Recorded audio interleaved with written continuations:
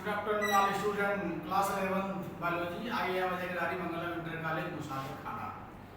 मैं आज आप लोगों को बायोलॉजी में लेसन 3 जो आपका चैप्टर है वनस्पत जगत इसको बता रहा हूँ। मतलब ये आपके वनस्पत जगत जो चैप्टर है ये आपके पादप के ऊपर तो पेड़ पौधों के ऊपर बताया गया है। तो सबसे पहले हम देखना चाहते हैं पादप होता क्या चीज है, पादप है क्या चीज। पादप किसे कहते हैं? पादप जगत के अंतर्गत उन वर्गों को रखा गया जैसे आपका शैवाल हुआ। ये शैवाल जो होते हैं आपके पादप जगत के अंतर्गत, पादप जगत के अंतर्गत शैवालों जैसे डायनोफाइजिलेट्स व कवकों जो कि आपके मोनेरा और प्रोटिस्टा व कवक जगत में रखे गए हैं। इनके अतिरिक्त सभी स्वापोषी जीव होते हैं। मतलब कवक, मोनेरा, प्रोटिस्टा के अलावा जितने जीव होते हैं वो सब स्वापोषी जीव होते हैं। तो उन्हें क्या कहा जाता है? पादप कहा जाता है। ये हरित लवक युक्त प्रकाश संश्लेषी एवं बहुकोषीय होते हैं। मतलब पादप जो होता है हमारा क्या होता है? हरित लवक युक्त प्रकाश संश्लेषी एवं बहुकोषीय होते हैं। और वनस्पत जगत का मतलब वनस्पति। तो वनस्पत की खोज करने वाले वैज्ञानिक का नाम हमारा है थियोफ्रेटस। मतलब थियोफ्रेटस ने वनस्पत विज्ञान जिसको बोलते हैं बॉटनी, उसकी खोज करने वाले वैज्ञानिक का नाम था थियोफ्रेटस। आगे आपको हम बात करते हैं। इसके पहले हमने आपको जीव जगत में वर्गीकरण बताया था।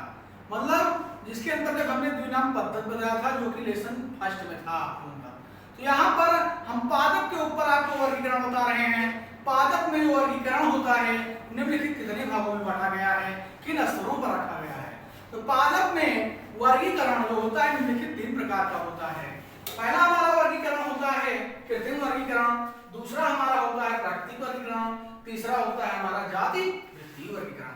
तो सबसे पहले हम बात करते हैं हमारा कृत्रिम वर्गीकरण क्या है, जिसको हम इंग्लिश में बोलते हैं आर्टिफिशियल क्लासिफिकेशन।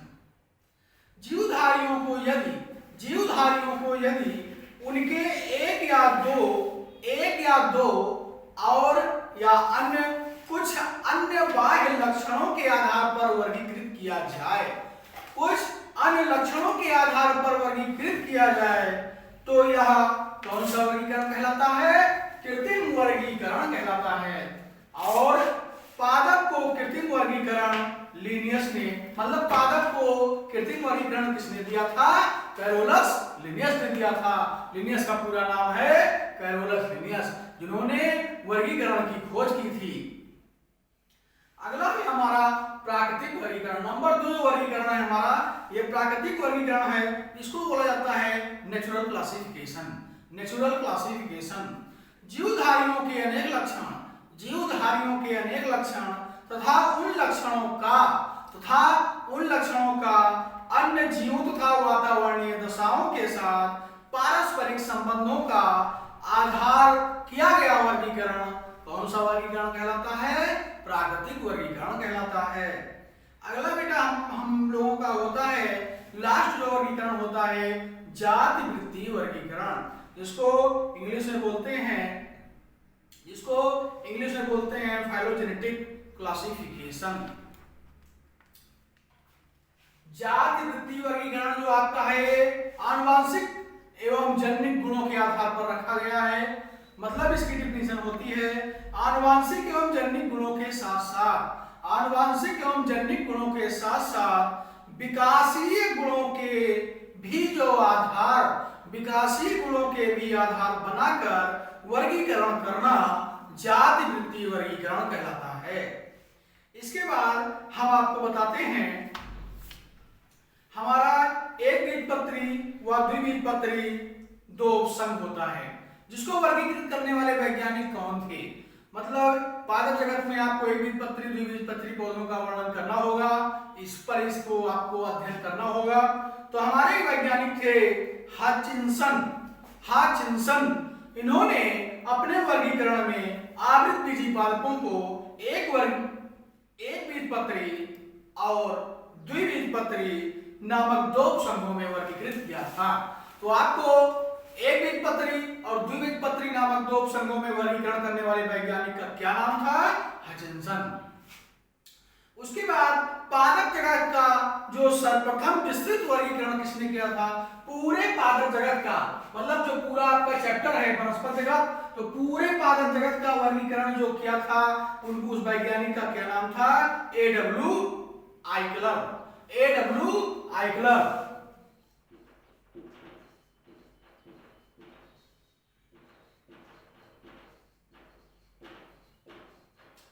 A.W. आइकलर ने किस वर्गीकरण की खोज की थी?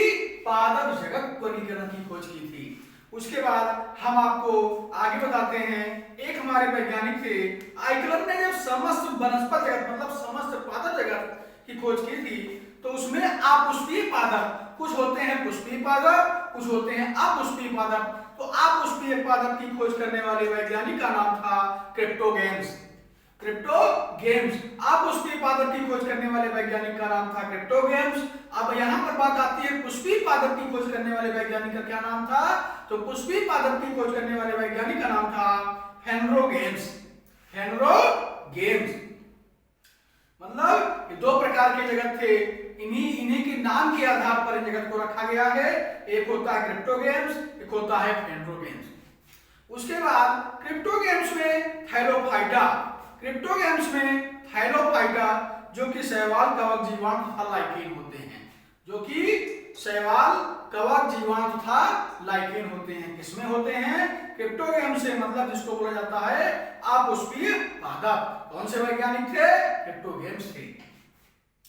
ब्रायोफाइटा था टेरोडोफाइटा, मतलब आपका जो दूसरा है ब्रायोफाइटा था टेरोडोफाइटा, मतलब वेस्कुलर बंडल जिसको बोलते हैं संवहन ऊतक को रखा गया है। और फेंड्रोगेम्स में मतलब आवृत बीजी में किसको रखा गया है?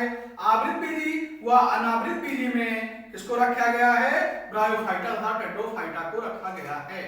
इसी में पादपों का आधुनिक वर्गीकरण, मतलब जो इस समय वर्गीकरण चल रहा है, पादपों का आधुनिक वर्गीकरण ओसवाल्ड टिप्पो ने सन 1942 ईस्वी में प्रस्तुत किया था। किसने प्रस्तुत किया था? ओसवाल्ड टिप्पो ने। उसके बाद बेटा आप लोगों से हम बात करते हैं शैवाल होता क्या चीज है। शैवाल क्या है? शैवाल ये आपका मुख्यतः स्वच्छ जल तथा लवणीय जल में पाए जाते हैं। शैवाल आपके मुख्यतः स्वच्छ जल एवं लवणीय जल में पाए जाते हैं। कुछ शैवाल जो कि नम मिट्टी चट्टानों पर भी पाए जाते हैं। और बेटा शैवाल के आकार व आकृति विभिन्नताएं अलग अलग विभिन्नताओं के आधार पर ये पाए जाते हैं। जैसे आपका तंतुमय शैवाल जो हुआ, जिसको आप लोग बोलेंगे स्पाइरोगैरा। कॉलोनी युक्त जो कॉलोनी के रूप में शैवाल होते हैं उनका नाम होता है वॉलवॉक्स। इसके बाद हम आपको बताएंगे अगले वीडियो में कि शैवाल को वर्णकों के आधार पर कितने वर्गों में बांटा गया है, शैवाल का लक्षण क्या है और शैवाल में कौन से क्लोरोफिल की उपस्थिति होती है, कौन सी नहीं होती है। ओके, थैंक यू बेटा।